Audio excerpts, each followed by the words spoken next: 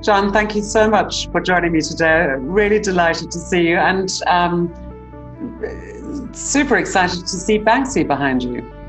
Yes, don't you love Banksy? Did you see the new one he produced of the girl waving the National Health Service, whatever, doll in salutation towards that? Well done them. I mean, it's true, they're very brave people and with poor equipment. So shows what we take for granted most of the time is so fundamental to our well-being. Yeah, without a doubt. Jon, before we get into this, I really need to ask you, for those people who don't know you very well, what do you do? Oh, my title is I'm the Dean and Director of Henley Business School in Africa. And Henley is part of the oldest business school in Europe called Henley Business School. It sits on the banks of Henley-on-Thames in Britain, and also part of the University of Reading, which confusingly it's the same as the word reading. So, it's Reading actually. It's one of those quirky English names. And we're an international business school. And in South Africa, I've been running this for 10 years. We were 5 people with one product when I started. We've grown 1,000%. We're now twice been awarded the #1 MBA business school in South Africa by PMR. And we're doing very well in international rankings on exec ed. So we're a thriving, busy, innovative business school with one passion in life. And that is we build the people who build the businesses that build Africa. And that's a very important thing, because we're not here to make qualifications so people can get loads of money per se. That's not what it's about. We believe in profit, because otherwise your business is going to be somebody else's problem and all your problems will be spread out around the world. But we don't believe in profiteering. We believe in prosperity, how you build a healthy ecosystem of businesses and society to build a thriving and happy nation. And that's what we are doing, or trying to do, against all the odds, it appears. But that's what we will continue to do. And I think it's a wonderful mission to have, yeah. Yeah, it is an extraordinary mission to have. And I think to not connect that to the growth and prosperity of Africans, broadly speaking, and to be based here would be a bit of a travesty, really. Jon, I was so excited to talk to you. We've had lots of conversations over a few years, and having been to both your campuses in the UK and here, I really wanted to understand what you've done to, and I'm probably cheating a little because I got onto a webinar with you the other day, and you were actually sharing with all of us what the school has done to become digitized and virtualized, to be able to serve your students. And from what I gather, it's been quite an exercise, but you've come out triumphant. It worked. But tell us a little bit about that journey. What have you done to shift into this the environment that we find ourselves in at the moment? Well, I think coming out triumphant is an interesting concept. I mean, I remember when people said about, you're never balanced on a bicycle, you're always balancing. So for the moment, we're triumphing, but who knows tomorrow? So it's a dynamic, endless quest to improve. So we were kind of fortunate. We had a good view of what was happening with COVID beforehand. I mean, I used to be a pilot for a living, and being a pilot, you have to scan your territory. And I was also a strategist. When you read sort of Sun Tzu, they talk about understanding your terrain and your environment. So embedded in both those careers is a really deep discipline of observation of what's going on, and not making early or too early assumptions, just making reality your friend and trying to understand it. So I was actually one of those people who went skiing in Italy, funnily enough, because I had a conference nearby. I thought I'd take a bit of skiing, but it was before this all happened. I thought, no, it's the safest place in the world. And then I came back, and after I came back, everything started falling apart. So I had these pictures of Milan, with everyone milling around. And a week or so later, I looked at the same place, empty, with police and masks everywhere. And then it became very, very clear what was going to happen with COVID worldwide, and what was going to happen in South Africa. And therefore, I thought about it, and it became absolutely clear as day what would happen to the businesses and to our business, which is face-to-face. So firstly, we were assiduous about getting safety in place. I was very unpopular, telling people to step apart and do this and do that, and putting in new protocols and not having people using finger food or serving with the same spoon. It was a big piece of propaganda and social change. But the people took to it really, really well. And then we obviously figured that we had a lot of really good clients, and we could only serve them. We couldn't serve them face to face anymore, so we had to serve them virtually. And so that was really exciting for us as educators. How can you do virtual education but reinvent it, not thinking you've got to do online in the old way? And as we do a lot of work around creativity and innovation, and we have a lot of scholarships for innovative people, we re-looked at it from first principles and said, how do you replace face-to-face interaction virtually? And then we thought, look, we spend all our time on our phones, and we're glued to them. In fact, I heard the other day that we are more emotionally engaged with the phones, and you can't see it because I've got a virtual background, so I'll hold it in front of my face. We're more engaged with these than TV. So I figured, and we get very emotional about the things we see in 2 dimensions on screens. So I said, why can't learning be like that? And so we really worked at it. We've got a superb bunch of people who are working and teaching for us, and our facilitators and our exec ed and our MBA. I would have to say that, wouldn't I? But it happens to be true. And so we started building kits, getting a good tech partner, building machines that were possible to make this work at a reasonable cost, and that was an invention. Then we started training everybody in how to teach and reform their programs. We did a lot of flight simulation. And then we discovered we needed an ed tech person. That's like a translator between the technology and the education, who's like a co-pilot sitting there adjusting all the levers all the time, making sure the interaction is right. And we changed the pace and the tone, and we've discovered a formula that really works. And then we figured, because we managed to go online virtually before the COVID lockdown, and we managed to go along with a lot of our clients, we would share all this with the public universities and other educators. So I said, we will freely share all our lessons and all our insights with everybody in education. We weren't concerned about competitive dynamics. We figured that education is so desperately needed, especially now in the lockdown. We would share all this with the public universities and other educators for free. So we're running webinars. And then we launched there was 21 days lockdown. So we ran 21 lessons. It turned to 35 lessons almost in the end, because we have the extensions. And then we ran an SME program for free to help small and medium enterprises manage the transition to digital. So we've got a lot of initiatives going. And it's just proven to us that the world of education is fully active here. It requires imagination and sense. And probably the biggest challenge to our future readiness as we emerge out of this is, God bless them, is the traditional education establishment. It's not their fault. They're full of wonderful people. But the establishment is such that they can't learn and adjust fast enough. And so that we need very fast change and skill update now. So we've got to change the way we teach and what we think about learning, how we think about learning. So that's our mission at the moment. It's absolutely fabulous. We're really inventing things, and it's very hard work. We're working crazy hours all the time. We're all locked down, but we're locked in front of these screens, and we're learning virtual tools. But that's a very long answer to a very short question. So, yeah, and I think that without doubt, the interesting parts are in the detail, because we're working in an environment where, perhaps in comparison to your colleagues in the UK, for example, we don't have an Amazon that will just deliver 10 bus cards and tomorrow morning, right? So sourcing all of this stuff in lockdown must have been quite something. We are working in a different environment. And that, Jon, just in terms of what has Henley in the UK done around this time? Is it something very similar? Have you been able to learn from each other, or is it a very different need? It's interesting. We were lucky, by the way, because we saw this early, and we really trained our minds to see what was coming, and we controlled our emotions so we could see the reality. We were able to purchase all our kit in advance. So that's the first thing I would say. You've got to make reality your friend. You can't fantasize or wish fulfill. You just got to see what it is, and you mustn't catastrophize either. This is a tough world we're going into. We'll come out of it, but you need to plan ahead and make it work. So you've got to keep that dynamic going.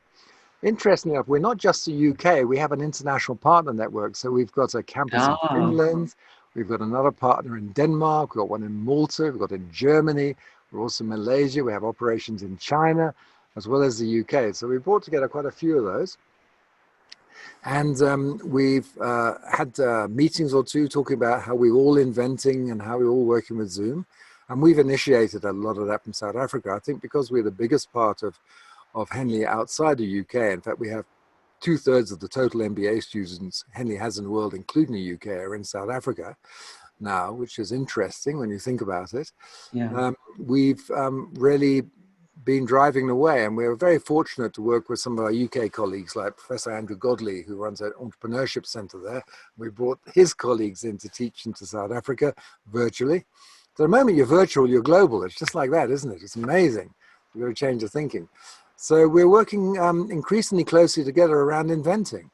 So, universities are more like a super tanker to change direction. You have to foresee things and move early.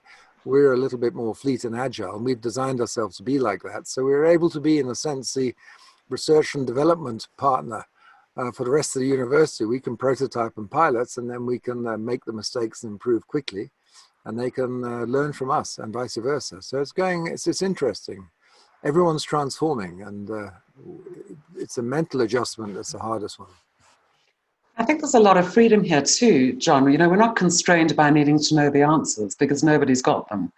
I sense that for a lot of people, they've almost been released from the constraints of. I work a lot with futures, and I've been listening to a lot of interesting people around the world. You can't get a PhD in wisdom, but certainly the wonderful pearls of wisdom coming out of all sorts of centers.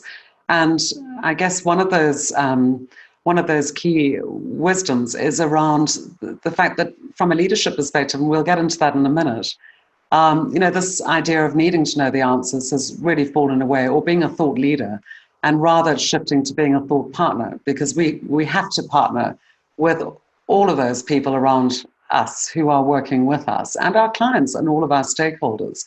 And we're starting to see that in action, and that gives me great joy, because it hasn't always been the model, or it certainly hasn't been the model of most profitable large organizations around the world. John, just staying with this theme of education and how that's changing, and being part of that change. It looks like you're actually, as you say, inventing and driving a lot of that change. So, and looking a little bit further ahead, which bits of this do you think you'll get to keep, or you would like to keep, or you think, yeah, okay, one of those pie in the sky kind of questions, but That's a good I would question. imagine that going through this, you must have a sense of which bits are worth keeping. Well, I've got two, three, and let's go back to your wisdom comment for a second. You can't do it. You maybe can't get a PhD in wisdom, but you can do a PhD about wisdom. Yeah. And again, so when you're studying creative writing, you can study to become a creative writer, or you can study the creative writers, and you can create models about it. And that really goes back to what we think education is. And so we, as a business school, we build the people who build the businesses to build Africa. We don't build the academics who create models about business to create policy units about Africa. We are activists, and we generate change. And that's what I believe a business school should be, and always was, actually, because when you go back to the early days in Harvard after the Second World War, that team of people who started up were activists. They wanted to transform the economic future by creating people who could make businesses. And we've often lost that in the academic project if we don't watch out. So I think at Henley, we've always been, in that mode, driven by that mission to be quite inventive and agile. And because our context demands that we don't become abstract and academic, but we make a change. We've got the highest Gini coefficient in the world. That means there's lots of people locked in poverty. We know people who come from that background and who join us. We know that they become some of our best students. So we know that the intelligence locked up in poverty is massive. So our job is to access this, to release people from that, to get people who can study, who are really, really bright but don't have the possibility, and get them operating and building businesses. So that'll stay with us. So we let's say you've got a little green box, and that's what we're doing now. And you put a little red box that's a little bit in that and a little bit not. So we're going to keep some of the stuff, and some of the stuff we'll drop. We will keep face-to-face, but not just yet. So we'll come back to face-to-face teaching, but it'll be superbly amplified. You know, we'll have all the virtual learning and the tools and the tricks and the material online. We'll create a blended learning option. It'll be far richer than we had before. So we've been propelled into innovation. So we'll take some of the stuff we did before and we'll augment it. And then there's a third box, a big blue one that covers a little bit of the first box and all of the second box. And that is the new stuff we're going to do, how we're going to innovate. So we're going to go into online, and we're going to create what we call asynchronous, which is teaching that's done at any time. We call it anytime teaching. So you can go online and book a course and off you go. Or real-time teaching, when you've got a bunch of people studying at the same time, but virtually. And we're going to blend all those. We're going to do virtual immersions. We're going to work across domains. We're going to run webinars. Academics often talk about accreditation and qualification as being the thing. You know, and you go to university for 3 years and you do a master, and then you go honors and a master's. So you might be at uni for 4, 7 years, whatever it is. And then you go into the world. But that model, A, is not very tenable all the time now, because although you need the principles, the world is changing so fast. So you need lots of updates. And qualifications don't change fast enough to keep up with the updates, especially not in South Africa, where it can take 2 or 3 years to get new qualifications accredited. And then you've got to sell it, and then you've got to prepare it for it might take 4 or 5 years to get a new qualification up and running. That's far too late. It should take 4 months, you know, if it's going to keep in touch. So we've got to be very agile about the invention. The second thing is that people need what we call credentialization. So if you don't need a qualification, but you need to know things that help you grow in your career, having credentials rather than qualifications, those short courses from Harvard, MIT, Get Smart, whoever it is, they're good on your CV and they help you adjust. So we're going to do more of those. And then we're going to help people make sense of what's going on around them. I suppose you could call that contextualization. What are we doing in COVID? Huh? Or sense making, yes. Yeah, sense making. And you do that in your coaching. You help people make a lot of sense. What coaches do really well, they help making the fuzzy and the ununderstandable comprehensible again. And when you can understand it, you can start to make plans. And then the final one is sometimes people just need to get together, and in a distance, in a low touch economy, you know, which we're facing into now, being close to people is difficult. So you need to create surrogate ways. So congregating people. So we have accreditation, credentialization, contextualization, and congregation as a sort of model we're building up as a way to understand this sort of virtual world. And we're just going to explore all sorts of ways to make this work, and crossover technologies, and we're going to work with artists and actors and scientists. We're going to just take this space for real, and this is the world we're going to live in, and we're going to make it thrive and use as many technologies as we can. I love the mutable quality. I mean, it just sounds so exciting to somebody like me, Jon. You know, I love the fact that it's exciting in what you do. I mean, I love the fact it's open to invention, it's open to contribution, it's open to exploration. It's all the things that really being in creation of, rather than creativity, but being in creation of the future. Or being creation of a better way forward, or a new operating system, or whatever the better model might look like. And then, Jon, I've been having lots of conversations with people around education, and we're kind of dreaming of what the future may look like, or what a degree may look like to somebody in 5 years' time. And I was chatting to a friend of mine last night who is rebelling against her children being forced to go to university in Germany, which she doesn't want. But it's 5 years away. And I just said to her, sit back, relax, have a glass of wine, stop fighting about it with your ex-husband, because by the time you get there, it's going to be different. And imagine if it were that you took your degree, your foundation degree, as a mobile student, and your parents said to you, okay, well, instead of paying for your accommodation and your fees and, you know, where you're going to live and the student loan that you're going to be tied to for the next 20 years, here's a ticket. Get on a flight and go somewhere and work your way through the summers and work your way through the winters, and join the school of life, and then head back to campus once a quarter to do the sort of collective thing. So perhaps that's too much in a sort of dream state, but it doesn't seem too far-fetched to me. Well, it never did. I think that's quite conservative, actually. Right. I'll tell you why. Maybe perhaps going over with Elon Musk and doing it, or perhaps, So I'll tell you why I think that is. I mean, I think it's a great idea, but I'll explain why. So what I would do is stop thinking about people going to degrees in the first place anyway. Because wait a minute. Okay. Research. In emerging economies anyway, everyone's got to earn. Okay. And that's really important, so that people earn money.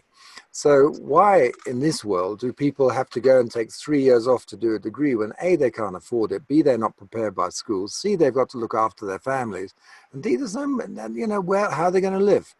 So let's change it to providing people work of some form, even at low-level work, and they do their first part of their degree as a level 5 program over 2 years. They do the next part of their degree over the next 2 years, while they're learning. And over, say, 6 years, they do a degree level qualification while they're earning, so that life is going on. So you've got the work life, and then you've got the school of life happening as well. And then you've got the academic life all wrapped up in one, just-in-time learning.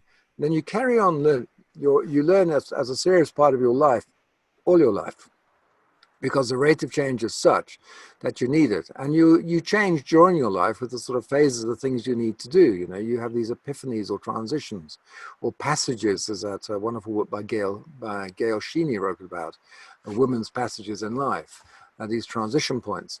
And you need to learn different things, especially in an accelerating world, especially where that acceleration has been amplified and by COVID and the underlying issues around climate science, economy, and challenges to capitalism per se. So when you start thinking about that, you start thinking quite differently about what it could be. And there are some things, like being a doctor or dentist or whatever it is, engineer, you need to go deep into university to learn some basics for.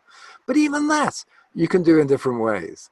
And I love the idea of school of life. So you could be traveling, and you could be working, and you could be studying all the time. You make your own academy of life. You think differently. So the institutions of education will change. A lot of the stuff can be put into different media and done in different ways and different times. You will come together to congregate at other times to learn in ways you can do it. So we need to unpack all this. And qualifications are always national, aren't they? So you get a German degree or you get a British one. What's that about? Why should that be? Why shouldn't they be international? And why should they be academically accredited anyway? Why can't they be, if they're for the work, why can't they be accredited by a gathering of like, 10, 15, 20 different leading interesting companies in the world, and they put their credentialization on it. And you have this qualification, which is credentialized by 3 institutions, 10, 15, 20 top businesses, and off you go. And then why should that even be that? Why shouldn't it be a blockchain qualification?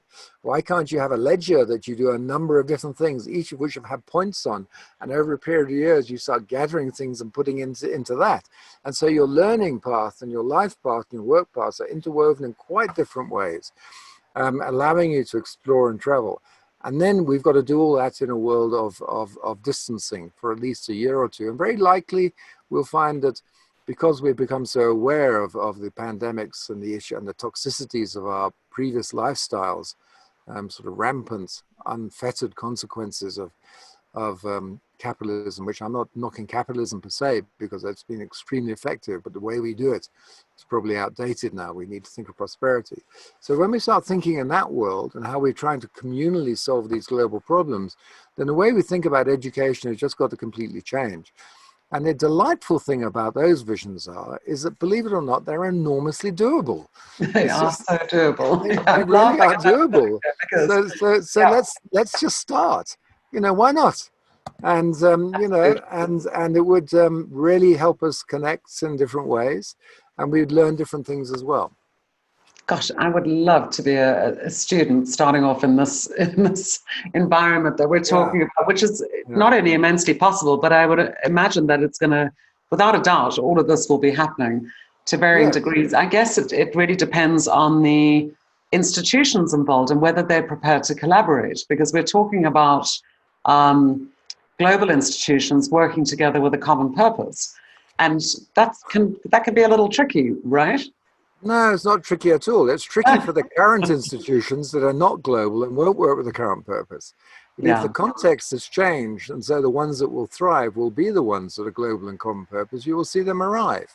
So what we need to do is change the narrative, the story, and understand we need to explain consequences of local action. We need to understand, like corruption. People think corruption is a sort of local white-collar problem. But in a developing country, corruption is something that damages the poor people, hugely damages them for years and years and years. It stops them having opportunity. We create this idea I call povertism, where any form of ism takes one, I'm good and you're not. Povertism is this sort of implicit thing, I'm rich and educated, therefore I'm clever, you're poor, and somehow maybe it's your problem. You should work hard, you should be disciplined to get out of it, or you're not so capable. I'm not saying this is in everybody's minds, but there's an implicit sense of this. And we have to really understand that this is not the case. None of our children or our friends have futures unless all of our children have futures. And so that's what we have to do. So when we start seeing global consequences of climate or pollution or pandemics, and we have to work in different ways together, you're going to see lots of toxicities and nationalism and pushback happening. You're also going to see the opposite emerging too, because life is always this dynamic balance between these forces. And you're going to see much more talk about the global engagement. You're going to see more and more complex, more sophisticated ways of doing this. And you're also going to see people forced to understand their own pathologies more. So when you see a national president who is clearly toxically sort of narcissistic and nationalized and local and paranoid and driving people down and making choices about starting economies ahead of lives, and I can understand there's a balance in that. When you start that, if you don't know you're that sort of person, or you don't know the people around you, if you don't have those insights, you could become those sort of people. And if you don't have personal insights in an AI-driven world where, as Yuval Noah Harari talks about, where the senses are not outside the skin, but inside the skin, where your emotional states or physical states are shared, just ubiquitously. Then what's going to happen is that if you don't know yourself, then you're going to be the victim, because people can manipulate you through very quick AI, very quick advertising that you respond to without your knowing, through sort of dog whistle political messaging, through fake facts and news that resonate with you, that you sense is true. If you don't know yourself, you can't protect yourself. And in this world of hyper knowledge and hyper insight, we need to come together to increase our consciousness and awareness about that sort of thing. And that's a really interesting new field, and I find that quite exciting. Yeah, very exciting if one is switched on, as you say, because this morning I was chatting to somebody in Hong Kong and just talking about the great polarization and the effects that are going on in terms of US and China. And, we've seen it for many years now in different contexts around the world. And what concerns me most, Jon, is that we come out of this with a bunch of people perhaps people like you, perhaps people like me, who are eager to embrace change and shift and take this window of opportunity to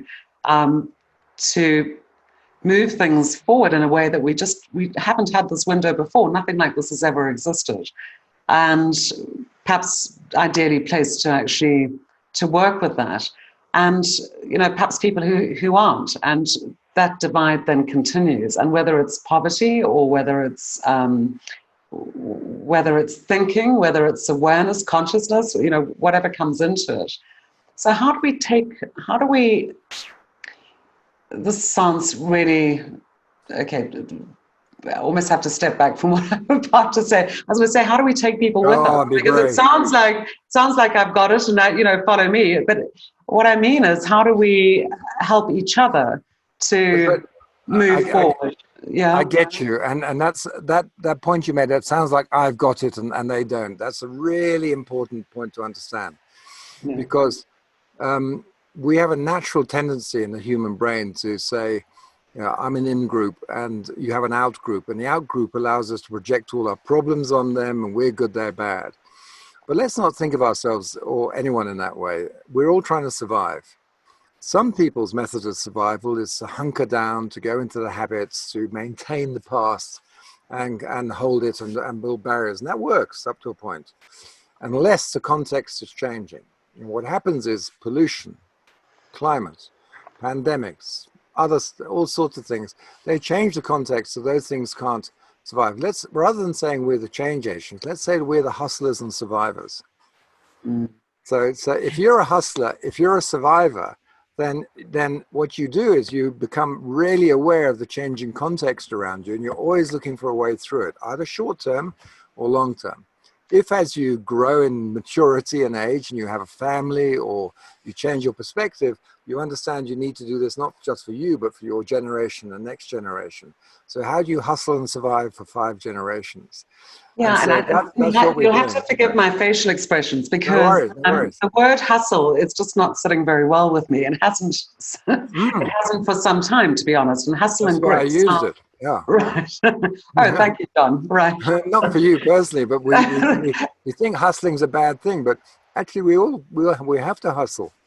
Well, Yeah. perhaps just it's a constant recontextualization, so rather than a hustle. Because hustle for me smacks of I'm going to get something out of you. It's a hustle, right? And hustle and grit. I mean, grit in itself just sounds, if I drop it, the whole thing's going to shatter. And so there's something that is immensely more mutable about what we need right now. And perhaps I just have an aversion to those 2 words, because they really smack of I'm going to extract everything I can out of a situation and, be damned, everybody else. So, yeah, I'll have a little... Let me respond to that, because we have this other tendency as human beings to want ourselves to be noble and glorious. Okay, and to be extraordinary and exceptional and not normal. What about if we absorb all those other aspects of it? We're hustlers, we're normal people. We're not exceptional, we're just normal. Normal is actually absolutely brilliant, because if we're a fully normal person in full use of all our faculties, that's a really good thing to be. Most of us don't even use any of that. So what I'm saying is maybe we should not try and glorify ourselves, but just embrace all parts of ourselves, even the hustler. But it's a purpose to which that hustling and all the other noble attributes are put that matters. We need to be able to hustle.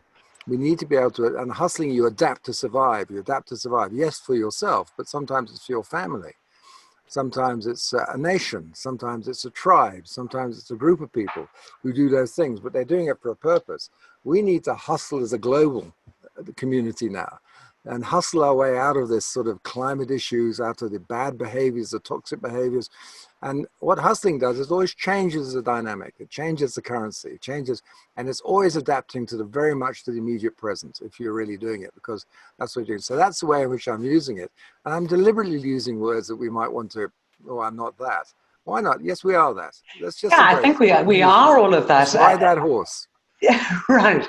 So, yes, and perhaps if one had to embrace the unconscious narrative around hustle as we've heard it in the last few years, it might sound pretty exciting and forward, have some forward motion about it. At the moment, I'm definitely looking at words, and I almost think sometimes as things change in our contextual environments, so too our language shifts so quickly, and we're so quick to adapt.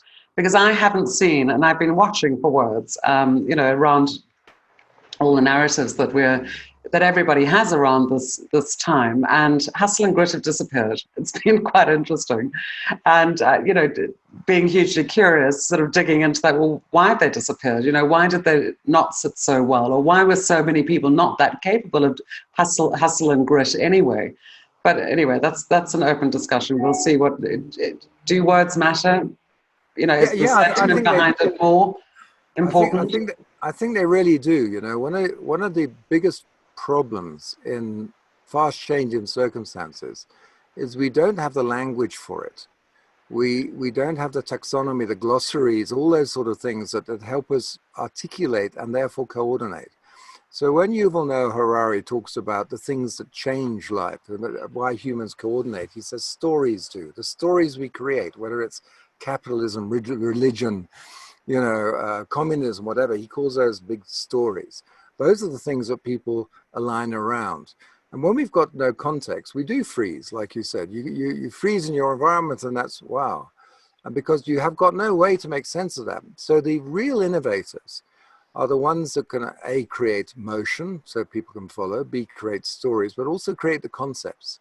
What are the concepts that we can use to communicate with, to frame and to understand this new world of a pandemic, or a new world of virtual education, or a new world in which we're collaborating to think differently about what capitalism and quality of life means, for example, and what decent life means. When we create those, the fast glossary makers become the leaders, and you'll see that and in conceptually. So strategists like Gary Hamel, I remember him coming up with ideas like core competences and many other things and frameworks. And what the academics and other people do, and the writers, they create frameworks of understanding to allow our minds to get into them.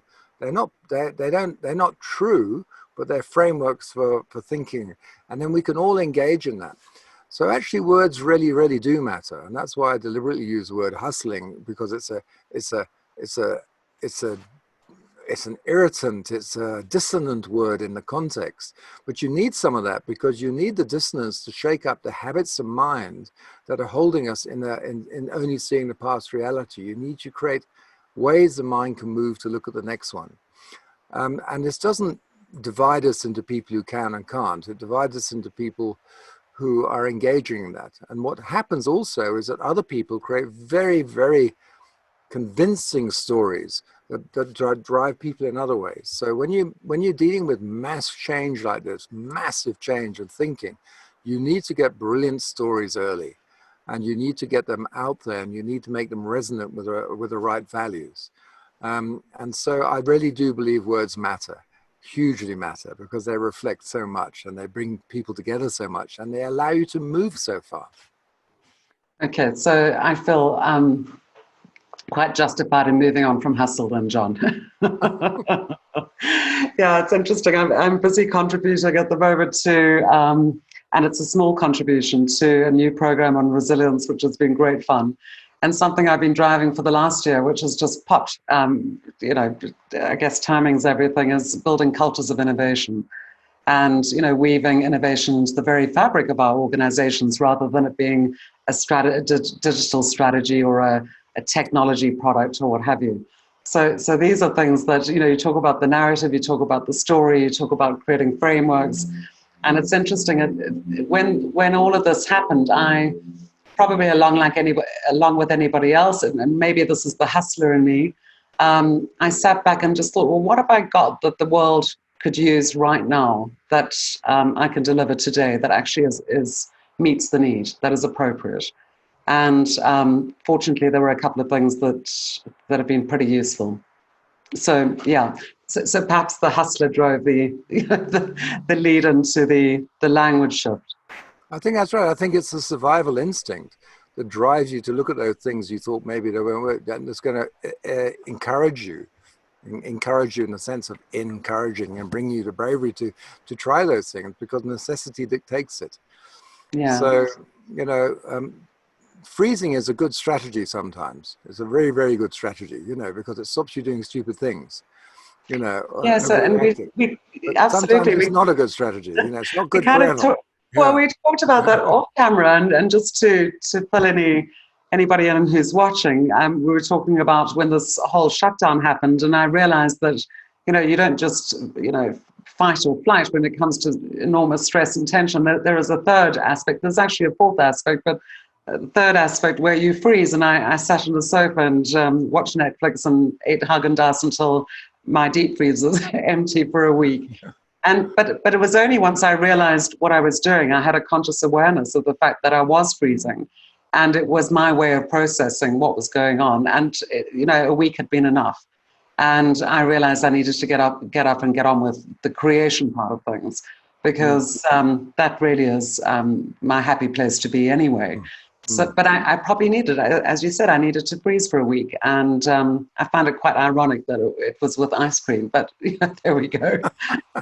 I didn't think that. I know. Well, everybody has their thing. Yeah, absolutely. So, Jon, this is, as ever, it's just been so stimulating talking to you. And I love the way that every time I sort of lope into, I'm going to have to come back to you for some coaching, clearly. Because every other way around. every time I lope into a preset or a bunch of ideas that were formed somewhere that I haven't even investigated yet, part of the narrative, you literally force me to look at each element or each of those parts, and and how none of that really is solid anymore. And, this thing about our myths and truths falling away, for me, has just become so apparent. And talking to people like you and people, in many different industries, is really just opening my mind up as to almost the shape shifting that's going on so many different levels with so many different people in so many different places. And I'm really grateful for this conversation. Jon, just to leave us, last but not least, we can't have a conversation like this. Well, I can't have a conversation like this with somebody like you, the dean of a business school, without asking you for some leadership advice. So leaders at all levels who might be watching this, what would your advice be right now and shifting into the future? Well, paradoxically, I think what you did by sitting on your sofa with ice cream is one of the most important things most people can do. We're so locked into the matrix of our belief system, which is hyperactivity around the models we've created. It's awfully hard to unpack those. There was a great book some time ago by a man called Guy Claxton called Hare Brain and Tortoise Mind, rather like Thinking Fast and Slow by Kahneman. But our deeper sense making needs time to unpack, and those epiphanies come to us. We can't force them. So I think taking time to reflect, I think emotional control is really important. I don't mean emotional repression. I mean, actually by that, I mean, maybe making friends with your fear, feel the fear and do it anyway, allowing those things to come, rather like meditation, seeing them for what they are. They won't kill you, they're just fears. Fear is not the thing, it's just fear.